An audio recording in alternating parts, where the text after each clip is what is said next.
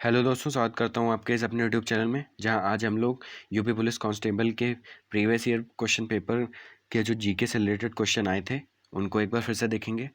अगर आप रिवीजन नहीं कर पा रहे हैं पिछले पेपर्स का, एग्ज़ाम पेपर जो भी दिए हुए हैं, आप कहीं से भी उठा के देख लीजिए। टेलीग्राम पे भी अगर आप किसी को फॉलो कर रहे हैं कॉम्पिटिटिव एग्ज़ाम्स के लिए, तो उसने भी ये सारे पेपर दिए हुए हैं, आप वहाँ से उन पेपर को देख सकते हैं। उसका अगर एक्सप्लेनेशन चाहिए आपको, बार बार गूगल जाने की ज़रूरत नहीं है, एक वीडियो को मेरी देख लीजिए, सारी चीज़ें क्लियर हो जाएंगी। सारी चीज़ें मैं एक्सप्लेनेशन इन हिंदी में ही करता हूँ, सारी चीज़ें हिंदी में ही बताता हूँ, तो घबराने की ज़रूरत नहीं है। सब कुछ हिंदी में ही है, लिखा ज़रूर इंग्लिश में है, बट सारी चीज़ें हिंदी में है। जो नए यूज़र्स हैं, सिर्फ ये इन्फॉर्मेशन उन लोग की है जो मेरी वीडियो को देख रहे हैं, उन्हें ये चीज़ पता है कि सारी चीज़ें मैं हिंदी में ही बताता हूँ। कल जो मेरे पास मेल आया आकांक्षा शुक्ला का, वो कह रही थी कि आप थोड़ा हिंदी में बताइए। तो अब इससे ज़्यादा हिंदी में क्या बताऊँ, कि सारी चीज़ें मैं हिंदी में बता रहा हूँ बट लिखा इंग्लिश में है। सारी चीज़ें मैं हिंदी में बताता हूँ, आप मेरी वीडियो को विदाउट इसको स्किप देखिए, ठीक है। प्लीज़ वीडियो को देखिए। कुछ चीज़ें ना समझ में आए तो आप मुझे कमेंट बॉक्स में कमेंट करके बताएं, उसका मैं रिप्लाई ज़रूर दूंगा, ठीक है। चलिए आज का पहला क्वेश्चन स्टार्ट करते हैं। पहला क्वेश्चन स्टार्ट करने से पहले मैं आपसे एक रिक्वेस्ट करना चाहूँगा कि अगर आप हमारे चैनल पर नए हैं तो चैनल को सब्सक्राइब जरूर कर लें, और अगर यह वीडियो आपको अच्छी लगे तो प्लीज़ लाइक शेयर कमेंट जरूर करें, ठीक है। आज का पहला क्वेश्चन देखेंगे। The United Provinces was renamed as Uttar Pradesh on. तो पहला क्वेश्चन यह है कि कब संयुक्त प्रांत का नाम बदलकर उत्तर प्रदेश कर दिया गया था। पहला ऑप्शन है 26 जनवरी 1950, दूसरा ऑप्शन 24 जनवरी 1950, सी ऑप्शन है 2 अक्टूबर 1950, डी ऑप्शन 15 अगस्त 1950। ये ऑप्शन मैं इसलिए पढ़ के बता रहा हूँ क्योंकि कल ये भी मेल में लिखा गया कि आप ऑप्शंस को नहीं पढ़ते हैं, तो मैं सब कुछ पढ़ूंगा, आपसे याद रखूंगा कि आपको सारी चीज़ें बिल्कुल क्लियर रहें, ठीक है। तो अगर नहीं भी क्लियर हो रही है तो आप मुझे कमेंट बॉक्स में कमेंट करें, उसका रिप्लाई जरूर आएगा, उसके लिए आपको परेशान होने की जरूरत नहीं है, ठीक है। तो पहला क्वेश्चन ये है कि कब संयुक्त प्रांत का नाम बदलकर उत्तर प्रदेश कर दिया गया था। तो इसका जो करेक्ट आंसर है 24 जनवरी 1950, ठीक है। इससे रिलेटेड कुछ चीज़ मैं आपको बता देता हूँ कि स्वतंत्रता जब हुई थी 1947 में, तो 1947 में बनारस, रामपुर और टेहरी गढ़वाल की रियासतें भी यूनाइटेड स्टेट प्रोविंसेस से मिला दी गई थी। 24 जनवरी 1950 को इसका नाम बदलकर उत्तर प्रदेश कर दिया गया था।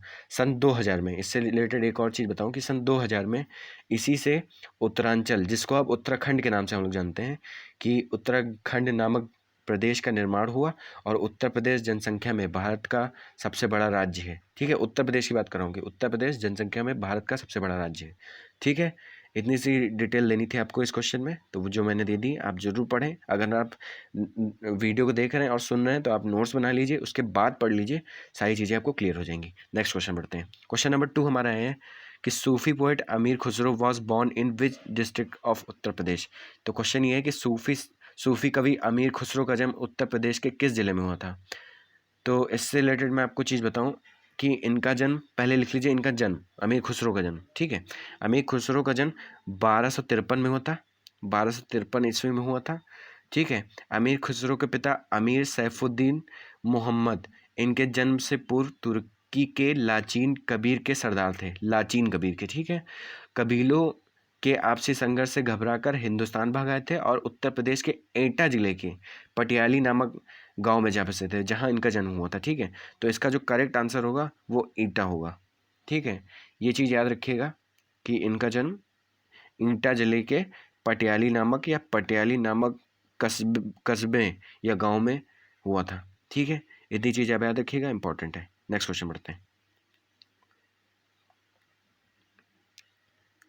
क्वेश्चन नंबर 3 ये कह रहा है the tomb of Bahu Begum is situated H dash in UP, which in UP ऐसे भी कह लीजिए। तो क्वेश्चन ये है कि बहू बेगम का मकबरा उत्तर प्रदेश के किस जिले में स्थित है, ठीक है।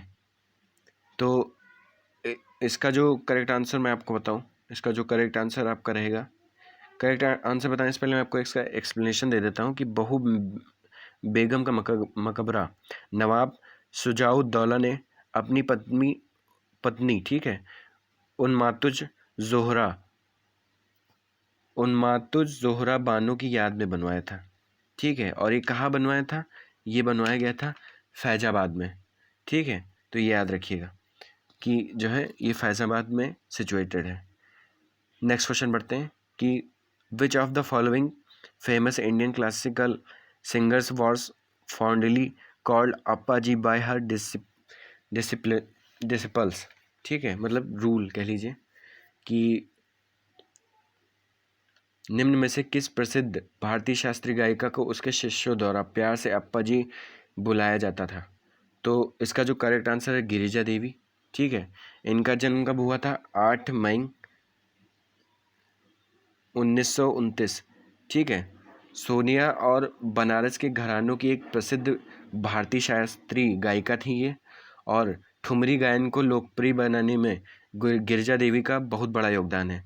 गिरिजा देवी को 2016 में, कब? 2016 में पद्म विभूषण, और 1981 में, कब? 1981 में सरकार द्वारा कला के क्षेत्र में विशिष्ट योगदान देने के लिए पद्म भूषण से सम्मानित किया गया था। ठीक है, तो इतनी चीज़ आप याद रखिए कि इन्हें पद्म भूषण क्यों मिला, पूछा भी जा सकता है कब मिला। ठीक है, तो ये रिलेटेड था इसलिए मैंने आपको बताया। नेक्स्ट क्वेश्चन बढ़ते हैं। क्वेश्चन नंबर 5 एंड 6 ये है कि to which sect does Yogi Adityanath the current chief minister of Uttar Pradesh belong. तो क्वेश्चन ये है कि उत्तर प्रदेश के वर्तमान मुख्यमंत्री योगी आदित्यनाथ किस संप्रदाय में संबंधित हैं। तो इससे ये भी पता चल गया कि चीफ मिनिस्टर ऑफ उत्तर प्रदेश इस समय योगी आदित्यनाथ जी हैं, और ये नाथ संप्रदाय में या नाथ संप्रदाय से संबंधित हैं। इससे रिलेटेड कुछ चीज़ बता दूं आपको कि जिस नाथ संप्रदाय से यूपी के सीएम योगी आदित्यनाथ हैं, ऐसी मान्यता है कि उसकी स्थापना आदिनाथ भगवान शिव ने की थी, और गोरखनाथ के कारण नाथ संप्रदाय बहुत ही लोकप्रिय हो गया था। ठीक है, तो ये चीज़ याद रखिए कि योगी आदित्यनाथ, तो इनके नाम में ही अगर आप नहीं भी आंसर ढूंढ पा रहे हैं तो इनके नाम में ही नाथ दिया हुआ है, तो आप वैसे भी पहचान कर लें, तो इसका करेक्ट आंसर पहचानने में आपको दिक्कत नहीं होगी। तो इसका जो करेक्ट आंसर होगा बी ऑप्शन, नाथ। ठीक है, नेक्स्ट क्वेश्चन बढ़ते हैं। विच of the following district of Uttar Pradesh shares it's boundaries with Nepal. तो क्वेश्चन ये है कि उत्तर प्रदेश के निम्नलिखित जिलों में से किसकी सीमा नेपाल से लगती है। ठीक है, तो इसका जो करेक्ट आंसर होगा महाराजगंज। इससे रिलेटेड कुछ चीज़ बताऊं कि यूपी का जो जिला है जो कि नेपाल की सीमा से लगता है, सबसे पहला है महाराजगंज, दूसरा है सिद्धार्थनगर, तीसरा है बलरामपुर, और चौथा है श्रावस्ती। ये बहुत इंपॉर्टेंट क्वेश्चन है, मोस्ट इंपॉर्टेंट आज का क्वेश्चन। आप ये समझ लीजिए कि ये लगभग एग्जाम से पूछा गया है। ठीक है, तो ये इंपॉर्टेंट है, जरूर आप कहीं कॉपी में नोट कर लीजिए और याद रख लीजिए। ठीक है, नेक्स्ट क्वेश्चन बढ़ते हैं। क्वेश्चन नंबर 7 ये है कि which Sikh Guru introduce the Sikh marriage ceremony known as Anand Karaj. तो क्वेश्चन ये है कि किस सिख गुरु ने सिख विवाह समारोह की शुरुआत आनंद कारज से की थी, के नाम से भी की थी। तो आनंद कारज का मतलब आप पहले समझ लीजिए। आनंद कारज का मतलब होता है कि हर्ष और उल्लास का कार्य। ठीक है, तो खुशी जिसको आप कह सकते हैं।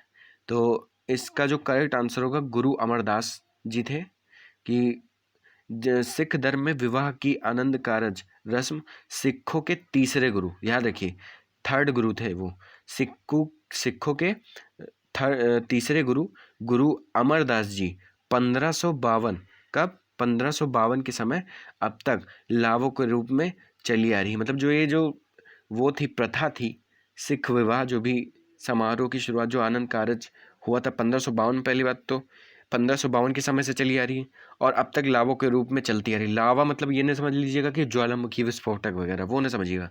लावा मतलब जैसे शादी के अंदर फेरे लिए जाते हैं, ठीक है, तो उन फेरों को ही, जैसे अपने में क्या होता है कि 7 फेरे लिए जाते हैं शादी के लिए, ठीक, तो उन फेरों को ही हम लावा कहते हैं, और लावा एक पंजाबी भाषा का शब्द है।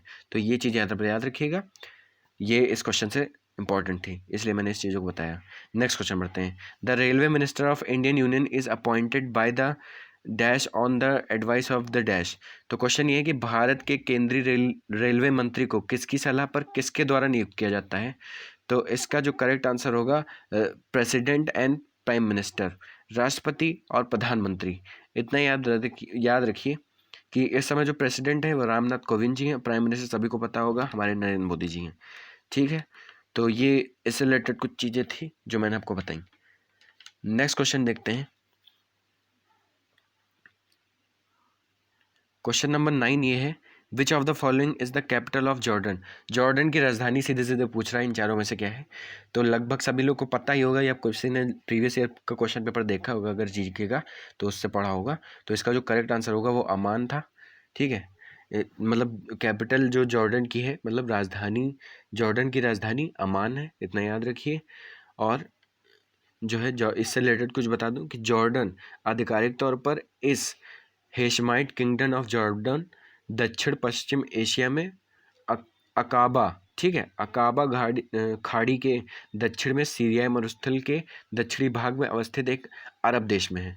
तो ये चीज़ आप याद रखिएगा, इस क्वेश्चन से रिलेटेड है। नेक्स्ट क्वेश्चन हम लोग बढ़ते हैं। विच of the following is the currency of Mongolia. Mongolia की मुद्रा इसमें सीधे सीधे पूछ रहा है। ऑप्शन आप देख लीजिए, लियू, तोगरो, क्यात एंड मेटिकल। तो इसका जो करेक्ट आंसर ये होगा कि करेंसी ऑफ मंगोलिया, या मंगोलिया की जो मुद्रा है वो तोगरोग है। इससे रिलेटेड कुछ चीज़ें आपको बता देता हूँ कि पूर्व और मध्य एशिया में एक भूमि से घिरा यह देश है, ठीक है, और इसकी सीमाएं उत्तर प्रदेश में रूस, दक्षिण पूर्वी और पश्चिमी में चीन से मिलती हैं। ठीक है, तो ये चीज़ आप याद रखिएगा।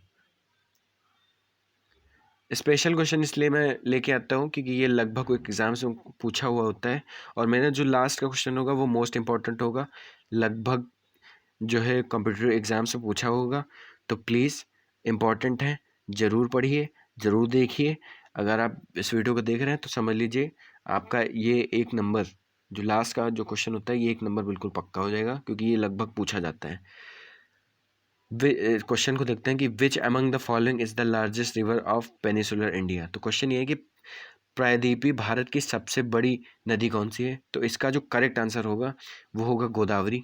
ठीक है, गोदावरी के बारे में थोड़ा सी चीज़ बताऊँ, इसकी लंबाई 1465 किलोमीटर होती है। ठीक, यह इसकी लंबाई 1465 किलोमीटर है, और यह गंगा के बाद भारत की सबसे लंबी नदी भी है, तथा यह दक्षिण भारत की सबसे लंबी नदी है। इतना याद रखिए कि दक्षिण भारत की सबसे लंबी नदी है, और गंगा के बाद भारत की सबसे लंबी नदी है, और इसकी जो लंबाई है 1465 किलोमीटर है। इतनी चीज़ आप याद रखिए, यही इंपॉर्टेंट है इस क्वेश्चन से रिलेटेड।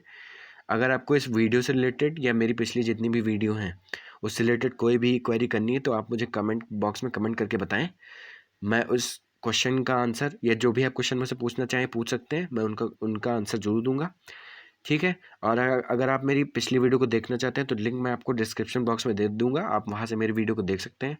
अगर आपको ये वीडियो अच्छी लगे तो लाइक शेयर कमेंट जरूर करिएगा। अगर आप चैनल पर नए